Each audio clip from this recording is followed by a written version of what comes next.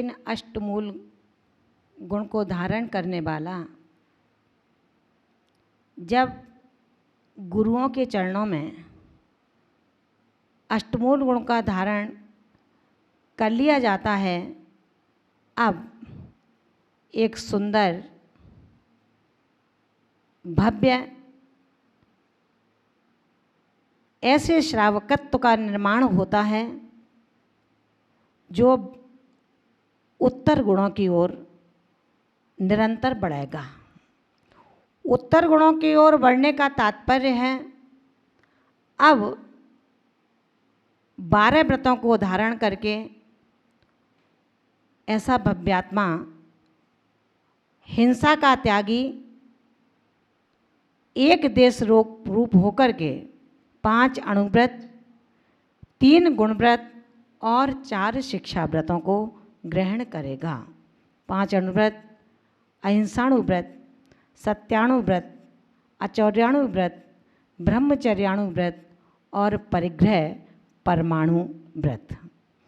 3 गुणव्रत, दिग्व्रत, अनर्थ दंड व्रत और भोगोपभोग परमाण व्रत। शिक्षा व्रत, देश व्रत, सामायिक, प्रोषदोपवास और बय्यावृत्ति। हे भव्यात्मन, ध्यान से सुनना, ये 12 उत्तर गुण जिसने अपने जीवन में अंगीकार करने का मन बनाया है, जिसने अपने आप को, अपने दर्जे को बढ़ाने का संकल्प ले लिया है, अथवा जो पाप भीरू होता हुआ चाहता है कि जब तक संसार में रहूं तब तक सुखी रहूं और इस सुख के अवलंबन से मैं शाश्वत शिव सुख की प्राप्ति कर लूं। शाश्वत शिव सुख की प्राप्ति उसी को होगी जो इस संसार में धर्म का अन्वेषण करेगा, जो इस संसार में समाधि के सूत्रों को ढूंढेगा, जो इस संसार में प्राणी मात्र की रक्षा का उद्यम करेगा। जो प्राणी मात्र की रक्षा का उद्यम न करे और ये विचार करे कि मैं सुख से, संपन्नता से अपने परिवार के साथ यश को प्राप्त करता हुआ सभी सुगतियों का मार्ग निष्कंटक कर लूं, शायद ऐसा जैन दर्शन नहीं कहता। जो परस्परोपग्रहो जीवानाम इस सूत्र के आधार पर अपना जीवन संचालन करता है, ऐसा वो भव्यात्मा जिसने अपने परिणामों की विशुद्धि, एक दूसरे के प्रति ईर्ष्या का भाव, एक दूसरे के प्रति मान सम्मान की भावनाएं, जैसा मुझे अच्छा लगता है वैसा ही दूसरों के लिए करता है। जिसको मुझे जो खाने में अच्छा है, पीने में अच्छा है, पहनने में अच्छा है, वही मैं अपने अन्य परिवार वालों के लिए करूं। अपना पड़ोसी, यदि आपको लगता है कि मेरा घर बिल्कुल सुरक्षित रहे, तो आपका भी तो कर्तव्य है अपने पड़ोसी के घर को आप भी सुरक्षित रखें। आप चाहते हैं कि कोई मेरे परिवार के लिए, मेरे लिए कोई गलत दृष्टि ना डाले, कोई बुरा ना सोचे, कोई बुरा ना करे, तो आपका भी कर्तव्य बनता है आप किसी के लिए बुरा ना सोचें, बुरा ना करें और बुरा ना कहें। जो मुझे अच्छा लगता है वो मैं दूसरों के जीवन में बांटूं, यही उत्तर गुण की ओर बढ़ाने वाला एक व्यवहार है। हे भव्यात्मन, सबसे पहले अहिंसाणु व्रत का जहाँ व्याख्यान करते हैं आचार्य समंत भद्र स्वामी, उन्होंने कहा जो मन वचन काय से संकल्प पूर्वक हिंसा ना करता है, ना किसी दूसरे से करवाता है और ना जो कर रहा है उसकी अनुमोदना करता है, प्रशंसा करता है कि तूने बहुत अच्छा किया, ऐसा भी नहीं करता, ऐसा वो श्रावक अहिंसाणु व्रत का पालक कहलाता है। ऐसा वो श्रावक अहिंसाणु व्रत का धारक कहलाता है। आचार्य समंत भद्र स्वामी ने इसके लिए एक गाथा दी है। संकल्पाकृत कारित मन नाद्योग त्रयस्य चर सत्वान नाहिनस्त यद्य दाहु स्थूल बधात विरमणम निपुणात। अहिंसाणु व्रत का जो पालन कर लेगा वो शायद झूठ नहीं बोलेगा, क्योंकि एक पाप के लिए, एक जीव की हिंसा के लिए, एक गलत कार्य करने के लिए हमें नाना प्रकार के ऐसे मार्ग खोजने पड़ते हैं। एक झूठ छिपाने के लिए नाना प्रकार के झूठों का अवलंबन लेना पड़ता है। तो क्यों ना हम अपने पद के मुताबिक, अपने धर्म के हिसाब से अपनी आत्मा के इस पाप कालमा को दूर करते हुए अहिंसाणु व्रत को अंगीकार करें। अहिंसाणु व्रत के बाद सत्याणु व्रत की जब बात आती है तो आचार्य भगवंत कहते हैं, जो श्रावक स्थूल झूठ ना तो खुद बोलता है, ना दूसरों से बुलवाता है, और ना आपत्ति के काल में जो सत्य होता है, जिस सत्य से दूसरों के ऊपर आपत्ति आ सकती है, ऐसा भी स्वयं सत्य न बोलता है और न दूसरों से बुलवाता है। आपके गृहस्थ जीवन की व्यावहारिक चर्चा में यदि आपका पड़ोसी अथवा आपके समाज का एक व्यक्ति, आपका रिश्तेदार, आपका भाई, आपका मित्र कहीं कोई संकट में फंसता है, तो सत्य बात तो ये है, जब मित्र, परिवारीजन, रिश्तेदार जब कोई संकट में फंसते हैं, उस समय जो सहयोग करते हैं, तब अपनों का और परायों का भेद स्वयं पता लग जाता है। ऐसे भी लोग हैं जो असत्य का इतना बड़ा अवलंबन ले लेते हैं कि जहाँ पानी भी नहीं है वहाँ कीचड़ दिखा देते हैं, और जहाँ कीचड़ ही कीचड़ है वहाँ पर स्वच्छ धरती का बयान दे देते हैं। ध्यान रखना, पापियों से ये संसार कभी खाली तो नहीं होगा, लेकिन मेरी आत्मा पाप की संज्ञा से दुष्लंकृत हो जाए, शायद किसी आत्मा का ये उद्देश्य नहीं होता होगा। जैन दर्शन उन सभी भव्यात्माओं के लिए देशना देता है, यदि आपने अपने जीवन में अपने पड़ोसी के लिए, अपने शत्रु के लिए ईर्षावश इस ऐसे असत्य का अवलंबन लिया हो, जहाँ पर कुछ भी नहीं था, वहाँ कीचड़ ही कीचड़ उछाल दिया, आपने अपनी आत्मा का इतना अधम उद्यम किया है, शायद आपका ये दुष्कृत्य जो किसी दूसरे के लिए संकट का कारण बना या न बना, लेकिन हे भव्यात्मन, तूने अपनी आत्मा को संकट में जरूर डाला है। ऐसे सत्य को हम अनुव्रत में परिवर्तित करें, और जहाँ पर कहीं कोई गलती होती भी है, सत्यानुव्रत का परिपालक उसको भी बताता नहीं है, मौन रहता है। आचार्य भगवंत कहते हैं, दोषवादे च मौनम। ऐसे दोषों का अगर व्याख्यान करना पड़े, बात करना पड़े, कहना पड़े, तो वहाँ पर मौन धारण कर लो। लेकिन बंधुओं, जहाँ पर कोई गलती ही ना हो, वहाँ हम ईर्ष्या बसात, शत्रुता बसात अगर ऐसा कुछ करते हैं, तो निश्चित रूप से हम अपनी आत्मा का पतन करते हैं, अपने आप को पाप में डालते हैं, और आपके निमित्त से जिसने उसमें सहयोगी सहकारिता प्रदान की है, वो सब भी इसके फल जब उदय स्थिति आएगी, उसका फल उन सबको भी भोगना पड़ता है। याद है ना आपको,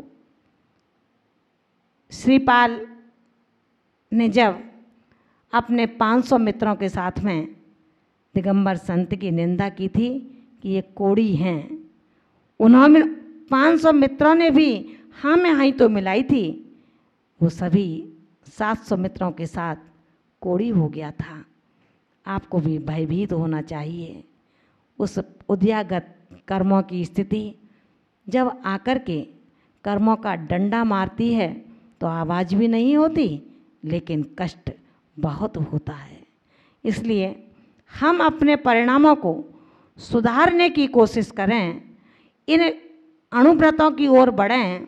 अणुव्रतों की ओर जब ही बढ़ सकते हैं जब हमने अष्टमूल गुणों का पालन कर लिया है।